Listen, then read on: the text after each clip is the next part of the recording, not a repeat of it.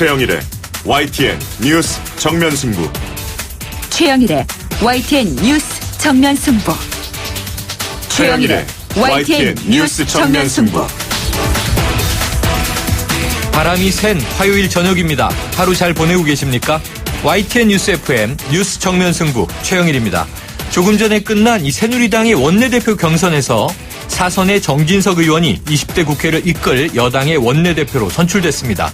정 원내대표, 소통과 경륜, 혁신의 리더십으로 정권 재창출에 초석을 다지겠다. 이렇게 밝혔는데요. 당내 화합은 물론 야당과 어떤 타협의 정치를 보여줄지 주목됩니다. 잠시 후 3부에서 새누리당 정유섭 당선인 연결해서 초선 의원으로서 이번 원내대표 경선을 어떻게 관전했고 또 신임 원내대표에게 어떤 바람을 갖고 있는지 들어보겠고요. 더불어민주당 원내대표 경선은 바로 내일입니다. 6명의 후보 가운데 사선의 이상민 의원 2부에서 연결해서 원내대표 경선에 임하는 각오와 현안에 대한 견해 들어보겠습니다. 뉴스 정면 승부 지금 시작합니다.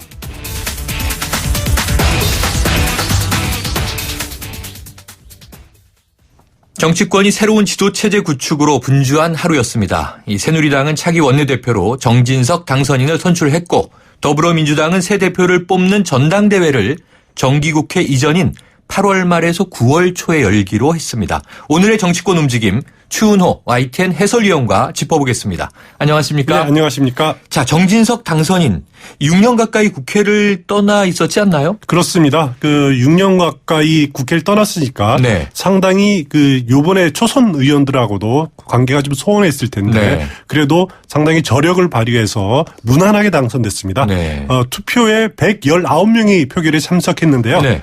과반인 69표를 1차 투표에서 넘었습니다. 아하. 나경원 의원이 43표였으니까 네. 아주 손쉬운 승리를 거뒀다 이렇게 그러네요. 말씀드릴 수 있고요. 네. 그동안 친박계가 총선 패배 책임론 때문에 독자적인 후보를 이번에 내지 않지 않았습니까? 그랬죠. 그래서 친박계가 물밑에서 정진석 후보를 지원했다. 이런 평가를 받고 있습니다. 정진석 차기 원내대표는 이런 말을 했습니다. 집권 여당은 청와대와 협의하고 야당과 타협하는 협치의 중심이다. 이 일을 위해서는 먼저 대통령과의 신뢰가 전제돼야 된다. 이렇게 말을 했는데요. 네.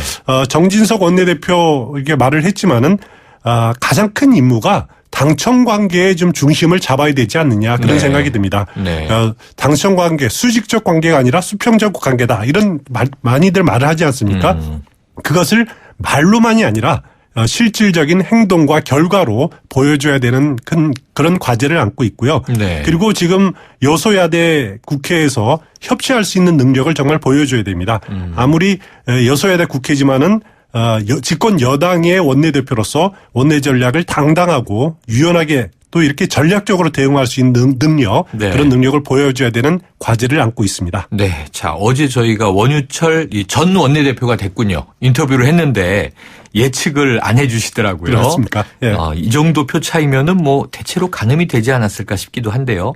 자, 새누리당은 앞으로 비대위 체제를 구성해야 하지 않습니까? 그렇습니다. 그럼 정진석 원내대표 체제가 들어섰으니까 이제 뭔가 그림이 나올까요? 그렇습니다. 지금 새누리당에 필요한 것이 크게 두 가지인데요. 네. 하나는 당의 쇄신, 혁신 그리고 또 하나는 여소야대를 이끌어갈 정치력 네. 이렇게 구분할 수가 있는데 이번 정진석 당 후보를 이렇게 원내대표로 선임하는 과정을 보니까 당의 선택은 원내대표에게는 여소야대를 이끌어갈 정치력에 이렇게 무게를 뒀다라고 말씀을 드릴 네. 수 있습니다.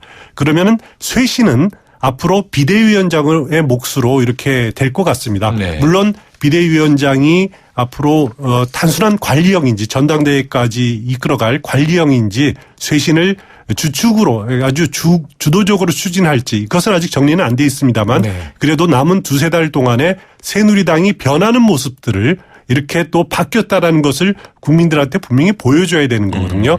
그런 최적의 인물이 누구인가 이거를 가지고 이제 앞으로 새누리당 내부에서 많은 논의들이 있을 겁니다. 네. 그래서 지금 거론되는 인물이 김황식 전 총리가 주로 많이 거론되고 있고요. 네. 야당 대표 출신은 하라갑 조순영 전 의원들도 거론되고 있지만은 제가 보기에는 김황식 전 총리 경우에는 친박, 비박, 거부감도 없고 네. 나름대로 정치 경륜과 또 능력을 갖춘 분이라서 지금 상황으로서는 가장 유력해 보이지 않느냐 이런 생각이 듭니다. 그렇군요. 자, 저희가 3부에서 새누리당 초선 정유섭 당선인을 연결하니까 한번 당내 분위기, 전망, 기대 한번 들어보도록 하겠고요.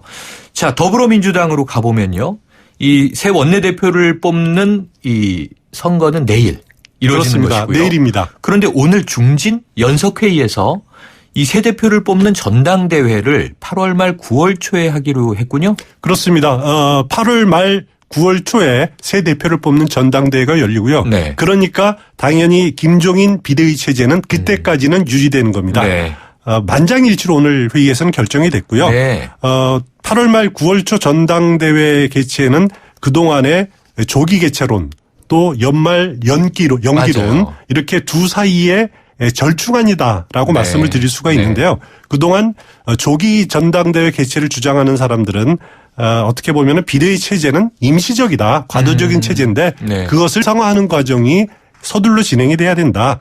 전당대회를 늦추면은 당내에 또 다른 갈등과 분란을 야기할 거다. 네. 이렇게 주장을 해왔고요. 아하. 연기를 주장하는 사람들은 총선이 끝나자마자 전당대회에 이렇게 돌입하면은 또 당이 갈등에 휩싸이게 된다. 그래서 총선의 민의는 경제를 챙기라는 것 아니냐. 네. 지금은 수권 준비에 집중할 때다. 그래서 현 지도 체제를 당분간 유지하자라는 그런 주장을 펴왔습니다. 네. 제 개인적인 생각으로는 전당대회를 연기하는 것이 맞다고 저는 생각을 했습니다. 네네. 왜냐하면은 이번에 당권의 도전 의사를 밝히고 있는 송영길, 추미애, 김진표 당선인들 이런 분들 어떻게 보면은 당권에 대한 의지는 이렇게 보이고 있지만은 적어도 제1당으로서 더민주당이 수권 정당으로서 될 비전, 대안 이런 걸 제시하지는 못하고 있거든요. 네.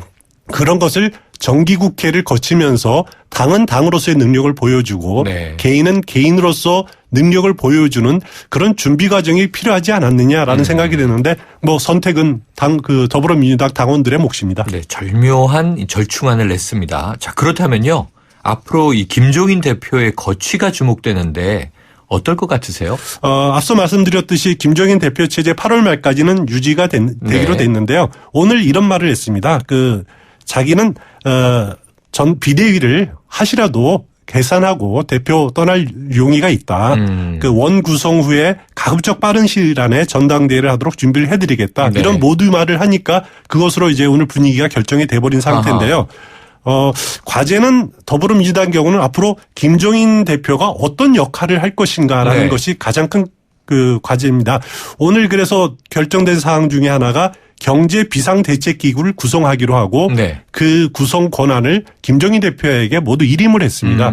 여기에서 김종인 대표가 나름대로 할 역할을 좀 모색하지 않을까라는 생각이 들고요. 네. 지금 단계로서는 더불어민주당 또 유력한 대선 후보인 문재인 전 대표 또 김종인 대표도 모두 다 필요로 합니다. 서로를 필요로 하는 상황이기 네. 때문에 그렇다고 김종인 대표가 물론 지금까지 과정에서 기분이 상한 점은 상당히 많았을 겁니다. 네. 심지어는 당선되면은 자기 몫이고 또 패배한 것은 김종인 때문이다라는 그런 비난도 있었으니까요. 네.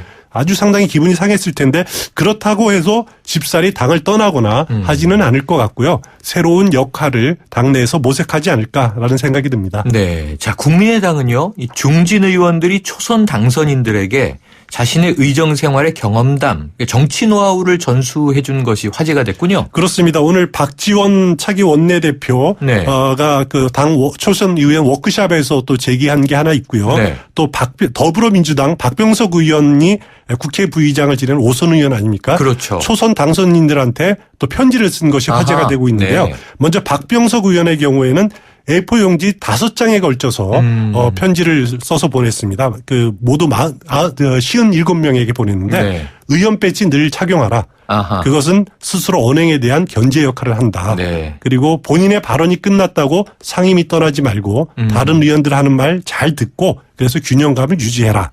또 언론 의식해서 너무 튀는 행동하지 마라. 네. 국회에서는 정장 차림을 하고 가급적 상의 벗지 마라. 네. 그것은 국민에 대한 예우다. 아하. 예의다. 네. 아주 뼈 아픈 그러네요. 아주 새겨들어야 될 말을 했습니다. 그리고 박지원 의원 경우에는 초선 당선자들에게 기자들의 전화 잘 받아라. 그리고 정치를 하면서 가족이나 친구와 밥 먹는 사람은 정치인 될 자격 없다. 네. 계속 기자나 유권자들하고 어울려라라는 거죠. 그리고 메시지를 전달하는 짧고 네. 강렬하게 전달해라. 뭐 그런 이야기들. 그리고 지역구 활동을 강조했는데요. 금기원래라는 표현을 썼습니다. 네. 금요일에 귀향해서 지역구 활동하고 월요일에 서울에 돌아와서 의정활동 열심히 해라. 네. 이런 말들이 초선 의원들한테 피와 살이 되기를 바라는 마음입니다. 네, 바라는 마음입니다. 오늘 소식 감사합니다. 감사합니다. 지금까지 추은호 YTN 해설위원이었습니다. 온도와 습도를 항상 일정하게 유지시켜주는 항온항습기 전문기업 AR. 전산센터, 반도체 공장, 미술관, 박물관, 귀중품 보관실을 30년 축적된 기술로 AR이 지켜드립니다. 24시간 확실한 서비스 보장 031-497-0561 크리네어 테크 집중기 주물 작업 연마 작업 페인트 작업 분진가스 냄새 연기 작업장 분진 이 세상에 못 없애는 분진이 어딨어 크리네어 테크 집중기가 다 잡아줍니다 크리네어 테크 집중기 네, 1부 여기까지고요. 2부로 돌아오겠습니다.